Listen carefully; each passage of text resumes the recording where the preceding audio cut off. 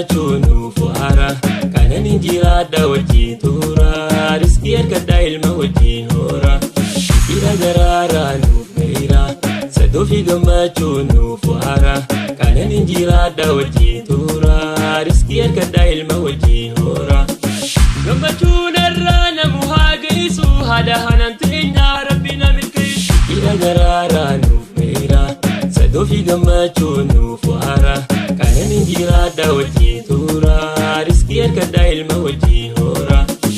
ulamaan qanaa waqatabaa qabdi hati abdi keenyaa waqabajaa qabdi ira garaaraa nuuf meeyra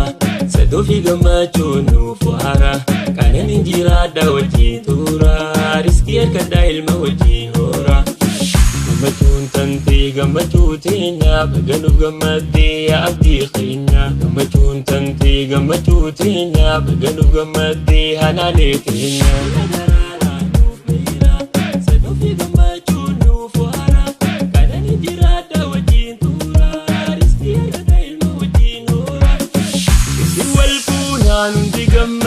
babbareeffanne aadaa uffanne firaa fi yaaliin tokko yoo mafne gammachuu teessan qotattuuf ililli birraa yaa bareedduu goytuu daawwachuu dharraate ijji hundi ilaaltu moonaliizaa miti tafeetee huduftuu bareeda uumaatiin takkalleessi taaltu.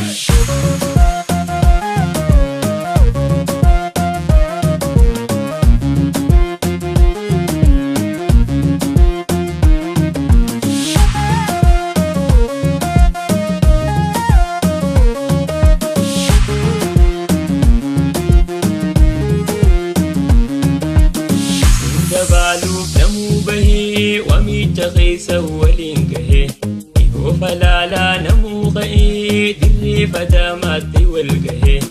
hunda baaluuf namuu bahee wamicha keessa waliin gahee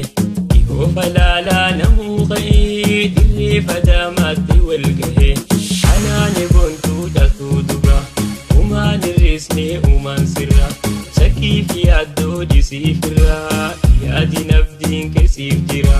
abdii qoboonaa garii nama waa'ee kee hunda toltuu hima jettiin caqasiin oduu namaa xiyyeeffadhu hanaanin teetuma hanaane boontuu caaltuu dubraa humaan hir'isnee uumaan sirraa shakkii fi yaaddoo dhisiifirraa yaadiin abdiin keessiif jira abdii qoboonaa garii namaa waa'ee kee hunda toltuu hima jettiin caqasiin oduu namaa jabeeffadhu hanaanin teetuma aruusni keessan aruuza milkii eebaan badhaadhaa kun namaa milkii ka'een balloodhaa tajirtan biikii hamtuun takkalleen iseenin arge.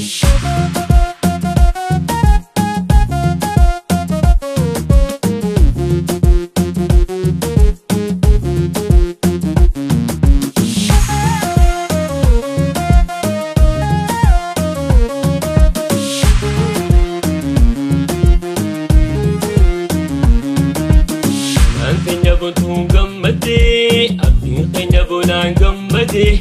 firaa faalii hundaan gammadan saahibbota nabdii gammadan kaamiloo fi shaakir gammadan sabboontuu fi amiir gammadan fattaa fi abdurroon gammadan duniyaa qadariin gammadan gammadan